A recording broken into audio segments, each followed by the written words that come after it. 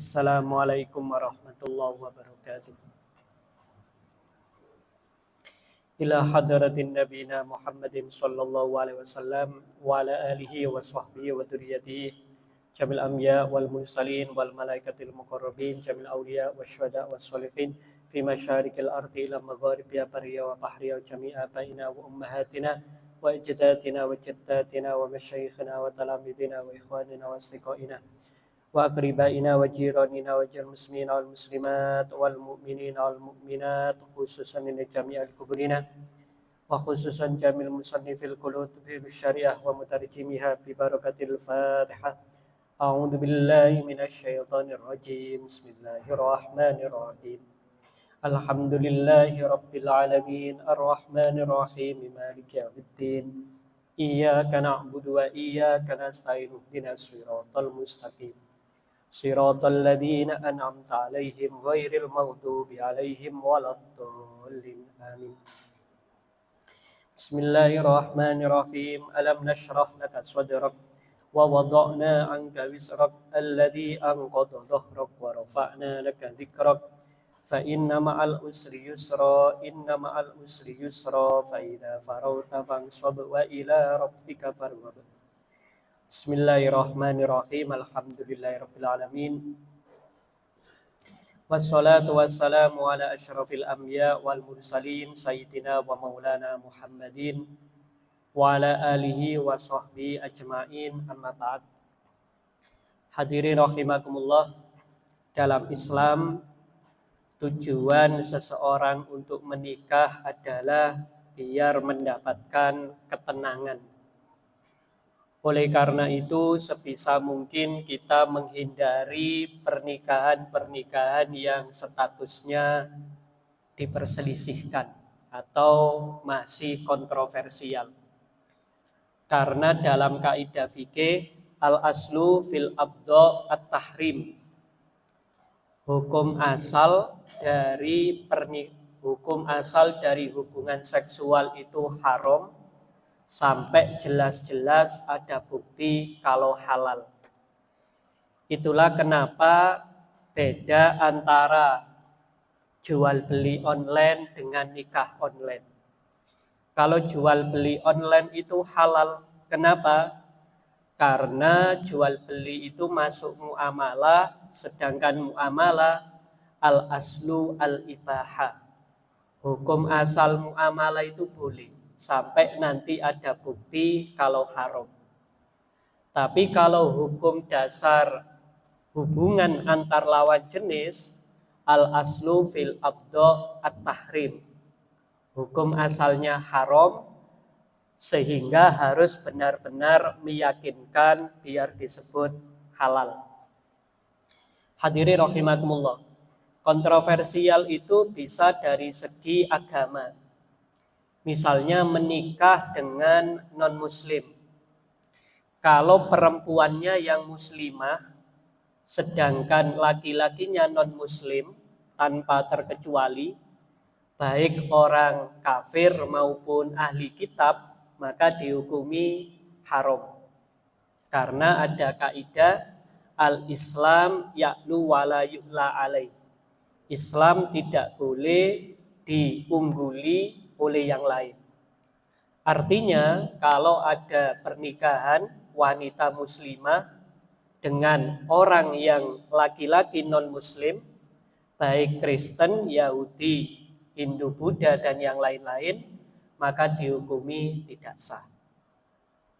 Tapi kalau dibalik, laki-lakinya yang muslim, perempuannya yang non-muslim, ini yang ada perbedaan pendapat kalau menyangkut hukum nikah dengan Yahudi Nasrani.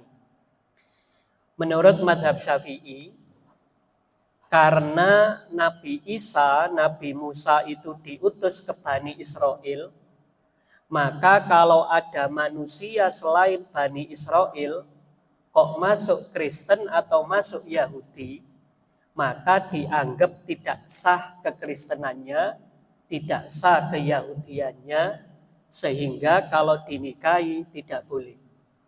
Dalam Islam itu yang boleh dinikahi kalau Yahudi Nasrani punya darah murni dari Bani Israel. Sehingga kalau di Indonesia dihukumi tidak sah karena dianggap Nabi Isa maupun Nabi Musa itu rasul yang khusus bukan untuk seluruh manusia tapi khusus untuk Bani Israel. Ini yang mengakibatkan hukum kalau nikah dengan non-muslim, dalam hal ini Yahudi Nasrani, dihukumi tidak sah kalau tidak punya jalur nasab yang murni dari Bani Israel. Ini beberapa yang kontroversial. Lalu ada lagi dalam pernikahan itu yang dengan sesama jenis.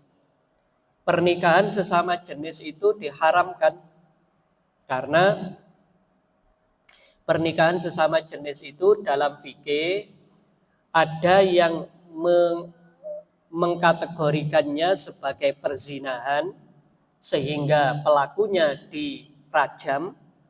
Ada pula yang mengkaitkannya dengan bukan perzinahan. Kalau bukan perzinahan, maka hukumannya ditakzir. Dalam Islam itu ada dua hukum, ada hukum hudud, ada takzir. Kalau hudud itu dihukum sesuai dengan aturan. Misalnya kalau orang berzina, kalau dia itu belum pernah menikah, dalam surat An-Nur dikatakan, kalau ada orang berzina dan sebelumnya belum pernah menikah, maka disuruh memukul 100 kali. Tapi kalau dia punya riwayat pernah menikah sah, walaupun sekarang sudah nggak punya pasangan, entah cerai hidup maupun cerai mati, maka kalau dia berzina, hukumannya rajam. Bagaimana dengan di Indonesia yang nggak ada hukuman bagi pezina? Lah, tanda dari orang iman di awal surat Al-Baqarah kita itu sudah diingatkan alladzina yu'minuna bil ghaib. Kita tidak melanggar aturan Allah itu bukan karena takut dipenjara. Bukan karena takut dihukum, bukan karena takut nanti dipukul, dirajam, tidak. Tapi ketakutan pertama adalah alladzina yu'minuna bil ghaib. Takut dengan murkanya Allah, takut dengan siksaannya Allah. Nah, ini yang menjadi pengontrol utama bagi kehidupan kita. Yaitu bukan takut dengan penjara, bukan takut dengan polisi, tapi takutnya adalah alladzina yu'minuna bil ghaib. Kalau orang yang ditakutkan hanya hukuman di dunia, maka kalau aman-aman saja dia akan tetap berzina. Kenapa kamu berzina? Nggak ada yang mau ngukum. Nggak ada yang ngukum. Nah, akhirnya banyak terjadi perzinahan. Ini yang termasuk kontroversial. Nikah sesama jenis. Ada lagi nikah mut'ah. Kalau nikah mut'ah itu jika pelakunya laki-laki. Kalau pelakunya perempuan itu namanya nikah misyar. Jadi kalau nikah misyar itu ada wanita karir, kaya raya, dia kaya raya, lalu dia itu kepingin memenuhi kebutuhan biologisnya karena nggak ingin punya suami, nggak ingin punya anak, maka ikatan kontrak dengan laki-laki, walaupun dia sudah punya istri, disuruh memperistri dia yang membiayai pernikahan, mulai dari maharnya, kesehariannya, dengan syarat kalau sewaktu-waktu si wanita kepingin cerai, maka harus diceraikan.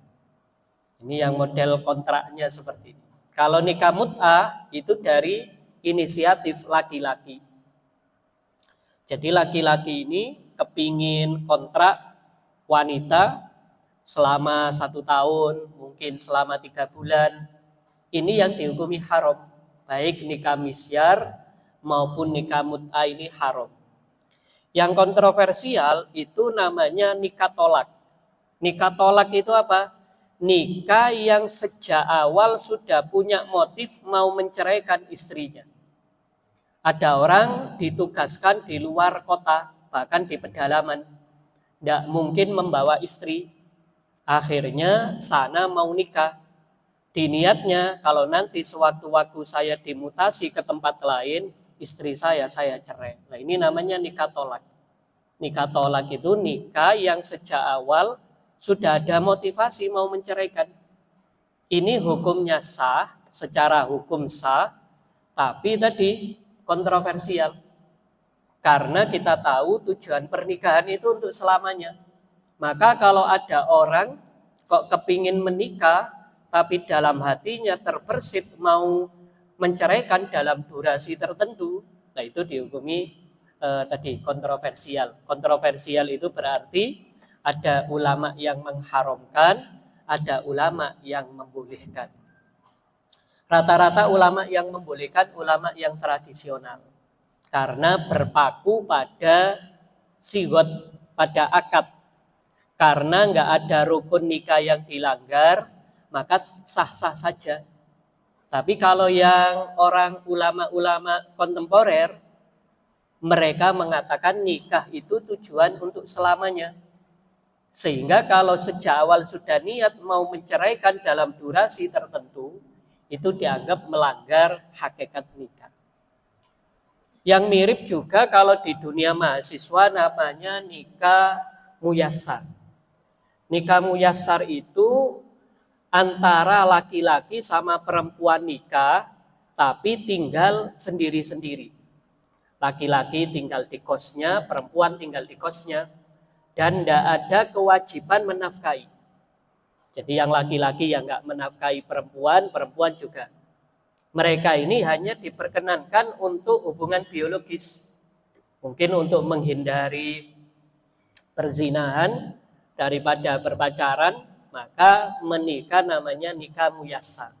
Nikah muyassar ini tadi yaitu nikah yang hanya sekedar untuk menghindari perzinahan, tapi dia tetap hidup normal dalam pengertian yang suami tidak dituntut memberi nafkah. Jadi suaminya ya karena mungkin masih mahasiswa, belum punya penghasilan yang cukup, maka ada komitmen setuju, keduanya ini setuju untuk tinggal berpisah. Tapi nanti statusnya suami istri. Ini namanya nikah muyassar. Hadirin rahimakumullah. Ini nikah-nikah yang kontroversial. Ada lagi yang kontroversial dari segi hukum positif. Seperti nikah dini. Nikah dini itu kalau dalam undang-undang nikah itu umur 19 tahun. Karena diperkirakan kalau umur 19 tahun itu sudah matang. Kalau menurut laporan penelitian tahun 2023 dari hasil survei itu, dari ribuan kasus, lebih dari 22.000 kasus pernikahan dini, 80%-nya itu karena hamil di luar nikah. Jadi ada hamil di luar nikah. Sehingga kalau ada orang kok melakukan pernikahan dini, itu bukan niru Rasul. Itu rata-rata karena kejegur tadi, karena kebablasan, hamil di luar nikah, akhirnya terpaksa nikah dini. Hadirin rahimakumullah. Kalau terjadi nikah dini, apalagi nanti sampai dia hamil duluan lalu melahirkan, maka nanti anaknya itu bukan anak yang sah. Karena bukan anak yang sah, kalau kebetulan yang lahir anak perempuan, maka anak perempuan tadi tidak boleh diwalikan oleh ayahnya. Karena ayahnya tadi dianggap tidak sah. Memang dalam fikih yang seperti ini nanti yang menikahkan adalah wali hakim. Wali hakim itu penghulu. Memang dalam fikih itu ada 5 kasus selain kasus tadi, di mana yang jadi wali nikah itu bukanlah keluarga tapi penghulu. Kapan? Satu, kalau wali tidak jelas lokasinya di mana. Ada seorang gadis punya ayah, ayahnya pergi ke Kalimantan, ke Sulawesi, nggak jelas apakah masih hidup atau sudah mati, tinggalnya di mana, lost kontak, nggak bisa ditemui. Maka yang seperti ini yang menikahkan nggak boleh kakeknya, nggak boleh pamannya, nggak boleh keluarganya. Dalam kasus seperti ini yang menikahkan adalah penghulu, diambil alih penghulu. Atau yang kedua, walinya ini sedang bepergian, tahu kemana bepergiannya. Misalnya sedang ada pekerjaan di Eropa, di Amerika, nggak pulang dalam 1 tahun ke depan. Anaknya kepingin buru-buru nikah, maka walaupun sudah tahu kalau ayahnya masih hidup, dia ada di luar negeri, dalam kasus ini kakeknya, saudaranya, pamannya, kemenakannya nggak boleh jadi wali. Yang boleh jadi wali adalah wali hakim, penghulu. Karena ayahnya masih hidup, hanya tidak bisa hadir. Lalu yang ketiga, kalau sedang ihram, walinya ini kebetulan sedang haji atau umroh, lagi ihram, anaknya buru-buru kepingin nikah. Nah, dalam kasus ini kembali ke wali hakim. Yang keempat, kalau kebetulan orang yang berhak jadi wali nikah justru yang mau menikahi dia. Ini kasusnya unik. Kalau ada wanita nggak punya ayah, nggak punya kakek, jadi urutannya wali itu dari ayah ke kakek, lalu ke samping yaitu adik atau kakak, turun ke kemenakan, lalu naik lagi ke paman, baru ke sepupu. Kalau ada seorang gadis nggak punya ayah, nggak punya kakek, nggak punya adik kakak, nggak punya kemenakan, nggak punya paman, punyanya cuma sepupu. Nah, kebetulan sepupu tadi yang mau menikahi dia. Dalam kasus ini, maka walinya menjadi wali hakim. Satu lagi, kalau terjadi wali adol. Wali adol itu adalah wali yang tidak mau menikahkan anaknya. Kalau ada orang tua nggak mau menikahkan anaknya, anak gadisnya nggak mau dia nikahkan, bukan karena faktor kufu.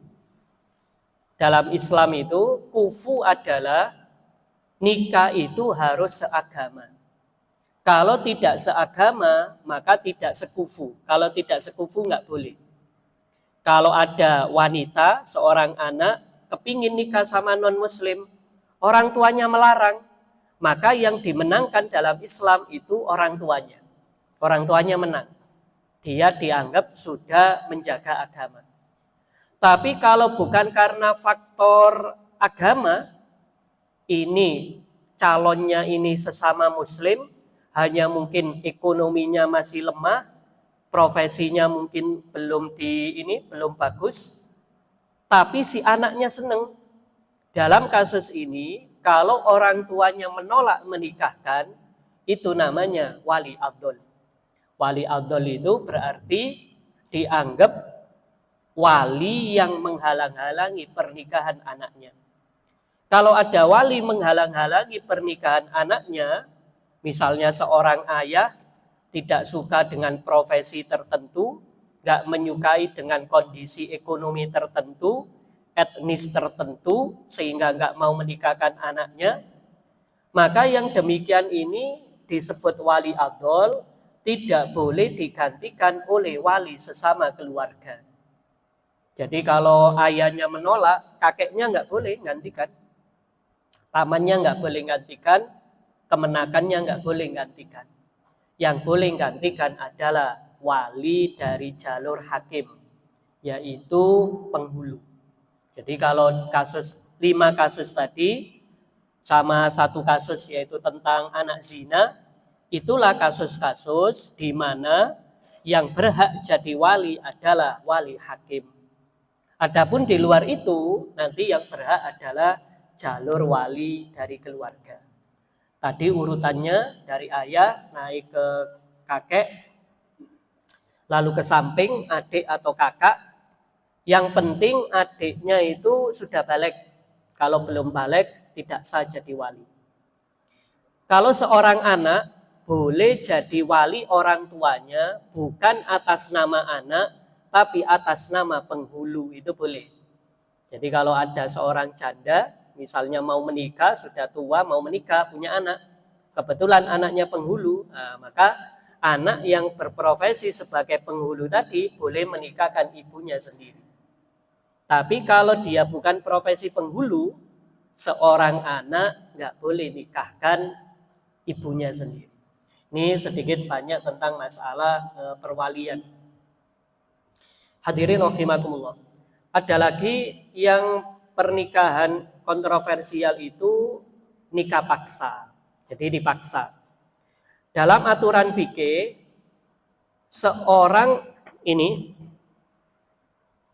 dalam aturan fikih, wali itu ada dua. Walinya gadis sama walinya janda. Kalau kebetulan yang mau dinikahkan itu janda, tidak boleh dipaksa. Mungkin karena dia sudah punya pengalaman menikah, apalagi kalau pengalamannya traumatis, cerai mati maupun cerai hidup, maka dalam hal ini wali nggak boleh memaksa. Nunggu sampai dia itu setuju, diizinkan. Kalau nggak mengizinkan, maka hukumnya tidak boleh. Kalau untuk gadis, jika masih belum balik, boleh langsung dinikahkan secara paksa. Kalau belum balik, secara hukum fikih.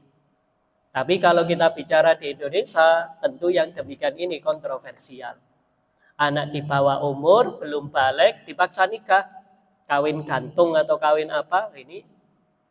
Dan seperti ini tidak tepat. Nah, ini anak yang masih kecil. Kalau sudah balik, boleh dipaksa, tapi syaratnya banyak. Dan saya kira kalau syarat ini dipenuhi, si wanita nggak jadi menolak. Satu, laki-lakinya harus minimal tampan lah. Nggak boleh jelek, kalau jelek boleh menolak. Kedua, harus kaya, kalau nggak kaya nggak boleh. Jadi harus kaya, wajahnya tampan, agamanya bagus, syaratnya banyak, itu baru boleh maksa. Loh, kalau pas-pasan nggak boleh maksa, apalagi untuk pengganti hutang. Saya punya hutang ini, nanti kamu harus menikah sama ini, nggak boleh seperti itu. Jadi kalau nggak boleh berarti anak punya hak menolak. Jadi anak menolak kalau dinikah paksa tadi. Yang kontroversial dalam hukum negara juga poligami. Memang ada sebuah penelitian zaman ini, bukan hanya zaman Rasulullah, tahun 90-an ada penelitian rata-rata di dunia itu penggemarnya poligami. Jadi kalau yang suka monogami itu 19%. Nah, yang sisanya itu sukanya poligami. Nah, dalam hal poligami ini yang harus kita sadari, poligami itu tidak sunnah. Al-Quran itu tidak pernah mengatakan poligami sunnah, itu tidak pernah. Al-Quran itu hanya mengatakan, di sini dikatakan fankihu ma qabalakum minan nisa'i masna wa thulatsa wa ruba'. Poligami itu boleh. Kalau kita belajar usul fikih, kata boleh itu hanya menunjukkan boleh tapi enggak sunnah. Contoh, siapa yang melakukan perjalanan dalam radius atau dalam jarak tempuh 82 kilo, maka boleh sholat qashar. Berarti kalau nggak qashar itu lebih sunnah. Jadi kalau kita ke Surabaya, kok sana itu hanya 82 km, karena redaksinya hanya mengatakan boleh sholat qashar, berarti sunnahnya jangan diqashar. Sama dengan hukum ini, di sini dikatakan poligami itu boleh, berarti sunnahnya monogami. Jadi satu istri, yang sunnah itu apa? Satu istri. Kalau poligami mubah. Nah, ini kadang sekarang dibalik, poligami yang sunnah, yang punya satu istri mubah, yaitu kebalik. Ya, hukumnya itu yang sunnah itu monogami satu istri, lalu yang mubah itu poligami. Malah kalau dalam undang-undang kita Indonesia, pengadilan itu mengeluarkan perizinan seorang laki-laki boleh poligami. Satu, kalau memang istrinya sudah nggak bisa melahirkan. Laki-laki yang mungkin kepingin punya keturunan, kepingin cari istri lagi biar punya keturunan sebagai pelanjut generasi, itu akan diizinkan. Atau istrinya sakit parah yang tidak memungkinkan lagi untuk berhubungan biologis dan yang lain-lain. Atau yang ketiga, si istri ini memang belum memenuhi hak-haknya sebagai istri, kewajibannya sebagai istri. Maka dalam 3 kasus ini nanti pengadilan akan memberikan izin. Tapi seandainya ada pernikahan poligami tanpa izin, tentu itu nanti hukumnya menjadi kontroversi. Secara hukum Islam sah, tapi nanti secara hukum negara akan menjadi permasalahan. Hadirin rahimakumullah. Ada lagi yang secara hukum itu kontroversial, itu nikah siri. Sebenarnya ada 2 istilah yang mirip, namanya nikah siri sama nikah urfi. Dalam bahasa fikih, nikah siri itu nikah yang dihadiri oleh saksi kurang dari 2. Itu aslinya nikah siri. Nikah siri itu dianggap tidak sah. Jadi kalau ada orang nikah siri, ada seorang walinya ada, penghulunya ada, mantennya ada, tapi saksinya cuma 1, temannya sendiri. Nah, yang dalam kasus ini disebut nikah siri. Yang seperti ini yang enggak sah. Nah, di dalam masyarakat kita, nikah siri itu aslinya dalam bahasa fikih nikah urfi, nikah budaya. Nikah yang sah menurut agama, tapi enggak tercatat dalam buku KUA. Lengkap, saksinya lengkap 2 orang, walinya ada, pengantennya ada, semua rukunnya lengkap. Hanya tidak dicatatkan di KUA. Nah, ini dalam fikih namanya nikah urfi. Nikah urfi ini hukumnya boleh.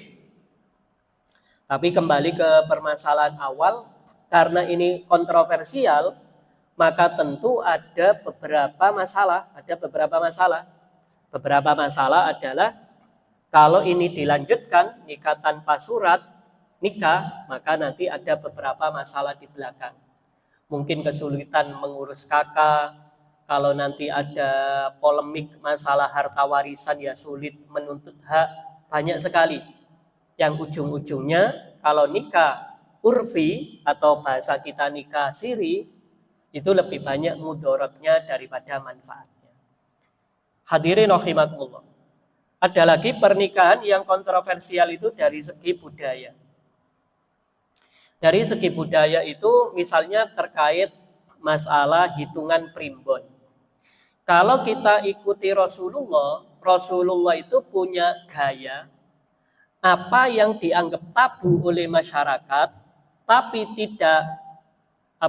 sah dalam agama, Rasulullah akan melawan.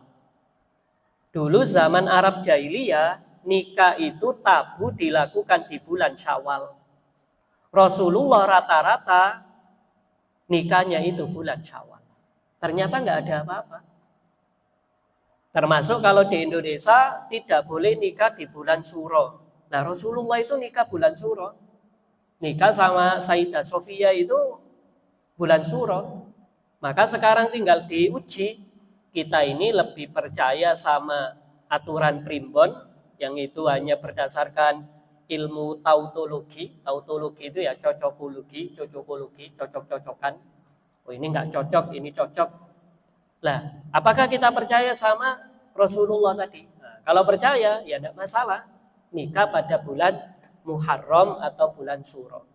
Tapi kalau kita masih takut, psikologis kita masih belum siap, ya tentu bisa dihindari. Ada lagi antar etnis.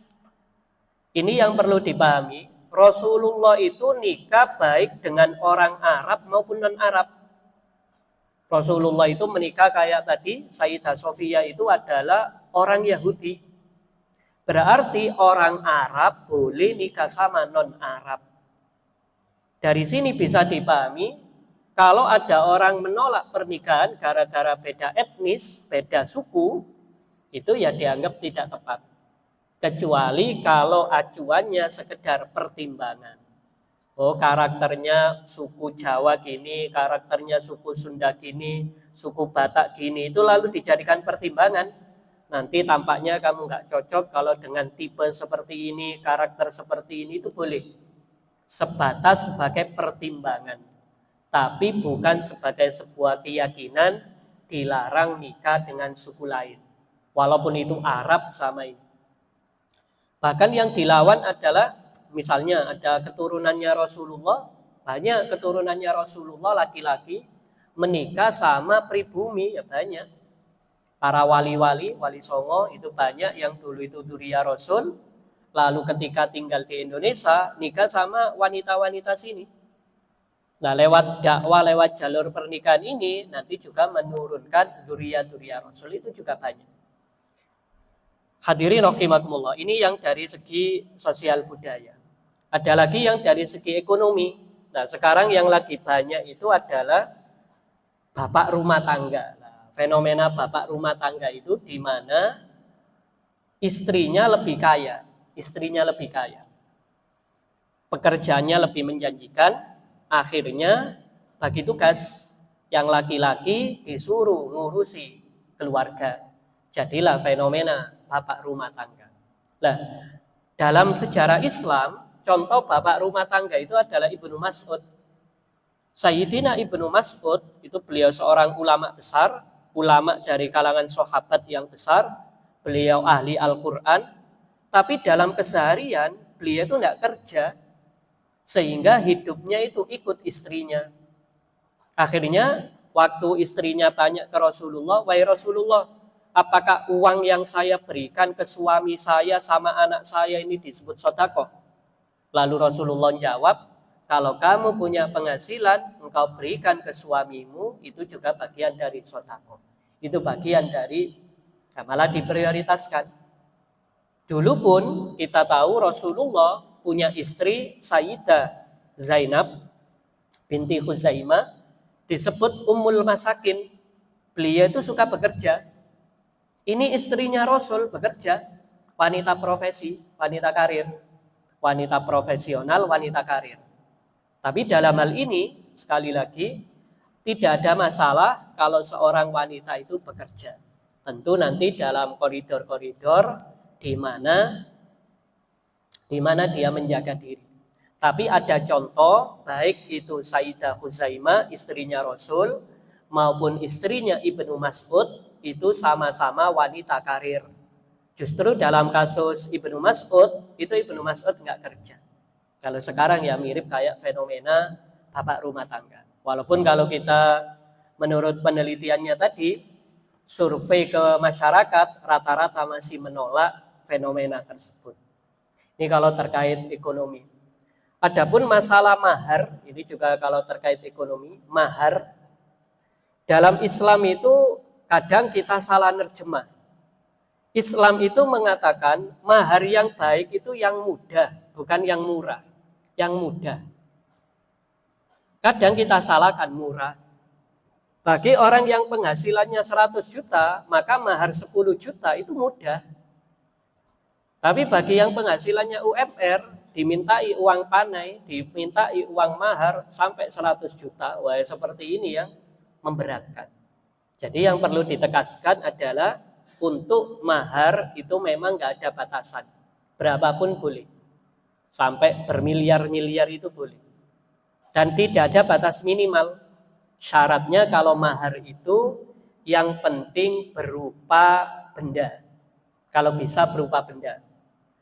Kalau mahar berupa Al-Quran itu dianggap mahar paling pilihan terakhir. Kalau kita memberi mahar berupa alat sholat itu kalau dijual laku berapa? Mahar Al-Quran kalau dijual laku berapa? Jadi mahar itu dinilai dari segi ekonominya, bukan dari segi simbolnya. Kenapa? Karena dalam fikih orang kalau cerai itu nanti maharnya bisa diambil separuh. Kalau Al-Quran separuhnya bagaimana? Ini kan nggak jelas.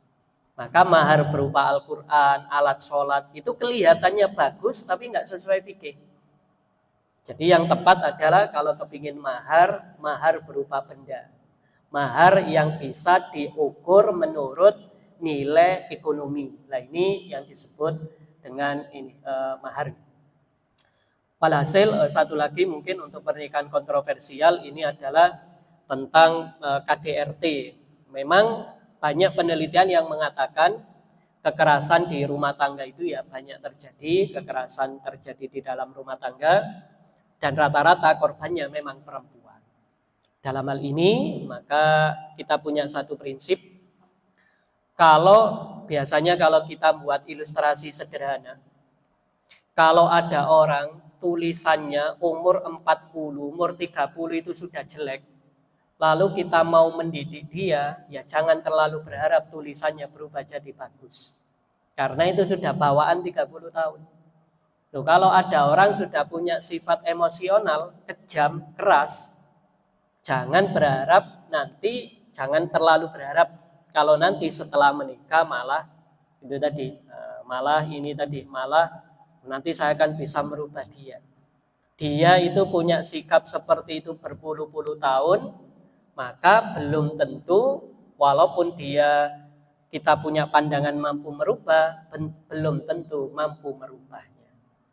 Oleh karena itu disinilah pentingnya kita mengikuti apa yang disarankan oleh Rasulullah, yaitu kalau mencari jodoh, mencari pasangan, tekankanlah nilai-nilai keagamaannya. Apa nilai-nilai keagamaannya? Ya kalau dia marah tidak sampai tidak sampai memukul, tidak sampai menyiksa dan yang lain-lain. Itu bagian dari keberagamaan.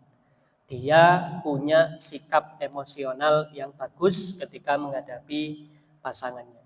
Walhasil dengan beberapa contoh tentang masalah pernikahan kontroversial tadi, baik dari sisi agama, hukum negara, psikologi, sosiologi maupun ekonomi, paling tidak kalau kita berhubungan sama konteks tema pernikahan tadi, kita bisa mewaspadainya karena ujung daripada pernikahan adalah kita ingin mendapatkan ketenangan. Dan kita berharap ketenangan itu dimulai sejak awal pernikahan, yaitu menghindari pernikahan-pernikahan yang kontroversial. Saya kira itu. Bismillahirrahmanirrahim. Alhamdulillahirrahmanirrahim. Allahumma alimna ma yanfa'una wanfa'na bima 'allamtana wa zidna ilman wa amalan taqabbala ya Rabbana atina fid dunya hasanah wa fil akhirati hasanah wa qina adzabannar bi barakatil Fatihah. Subhanakallahumma bihamdika asyhadu wa la ilaha illa anta astaghfiruka wa atubu ilaik. Wassalamu alaikum warahmatullahi wabarakatuh.